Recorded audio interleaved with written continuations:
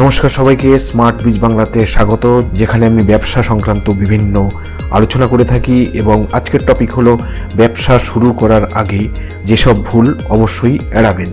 টপিকটি আবার বলছি, ব্যবসা শুরু করার আগে যেসব ভুল অবশ্যই এড়াবেন।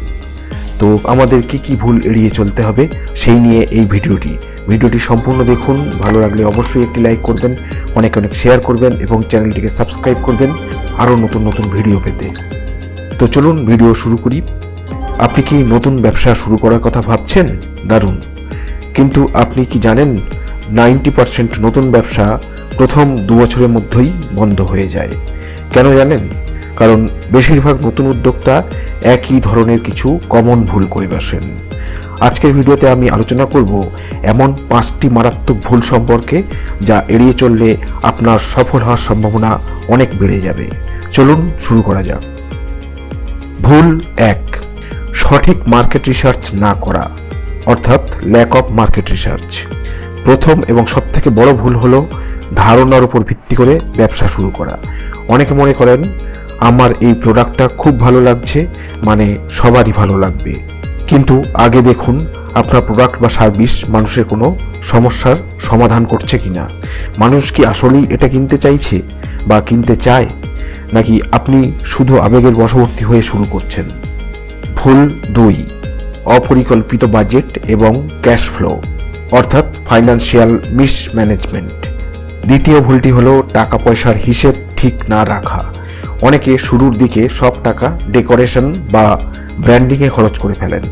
হাতে অন্তত 6 মাসের রানিং কস্ট না রেখে বড় ইনভেস্টমেন্টে যাবেন না। ব্যবসার শুরুতেই বিলাসবহুল অফিস বা দামি আসবাবপত্রের চেয়ে আপনার প্রোডাক্টের কোয়ালিটির দিকে বেশি নজর দিন।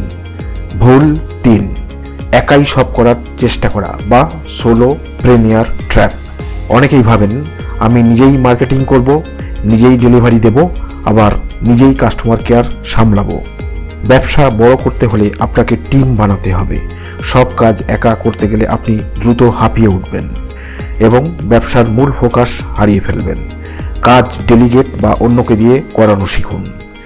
এরপর বলবো ভুল 4, কাস্টমারের ফিডব্যাক উপেক্ষা করা, অর্থাৎ ইগনোরিং ফিডব্যাক ফ্রম কাস্টমার। আপনার কাছে আপনার আইডিয়াটা সেরা হতে পারে, কিন্তু আসল বিচারক হলো কাস্টমার। অনেক উদ্যোক্তা কাস্টমারের নেতিবাচক রিভিউ শুনলে রেগে যান বা সেটাকে গুরুত্ব দেন না। কাস্টমার যা চাইছে সেটাকে গুরুত্ব দিন। মনে রাখবেন, ব্যবসা আপনার জন্য নয়, কাস্টমারের জন্য। এরপর বলবো ভুল 5, সঠিক সময়ে সঠিক মার্কেটিং না করা, অর্থাৎ পুওর মার্কেটিং স্ট্র্যাটেজি। আপনি খুব ভালো প্রোডাক্ট বানালেন, কিন্তু কেউ সেটা জানলই না, তাহলে বিক্রি হবে কিভাবে? আজকের ডিজিটাল যুগে শুধু অফলাইন মার্কেটিং যথেষ্ট নয়। ফেসবুক, ইনস্টাগ্রাম বা ইউটিউবের সঠিক ব্যবহার জানতে হবে। আপনার টার্গেট অডিয়েন্স কোথায় সময় কাটায় সেটা বুঝে সেখানে মার্কেটিং করুন। পরিশেষে বলবো, ব্যবসা মানেই ঝুঁকি, কিন্তু সেই ঝুঁকি যদি হয় ক্যালকুলেটেড, তবেই সফলতা আসে। এই 5টি ভুল এড়িয়ে চললে আপনি আপনার প্রতিযোগীদের থেকে অনেক এগিয়ে থাকবেন। এই ভুলগুলোর মধ্যে কোনটি সবথেকে বেশি মানুষ করে বলে আপনার মনে হয়? কমেন্ট করে আমাকে জানান। আর ভিডিওটি ভালো লাগলে লাইক দিন এবং নতুন উদ্যোক্তা বন্ধুদের সঙ্গে শেয়ার করুন। এমন আরও ভিডিও পেতে চ্যানেলটি অবশ্যই সাবস্ক্রাইব করে রাখুন। দেখা হবে পরের ভিডিওতে। ধন্যবাদ।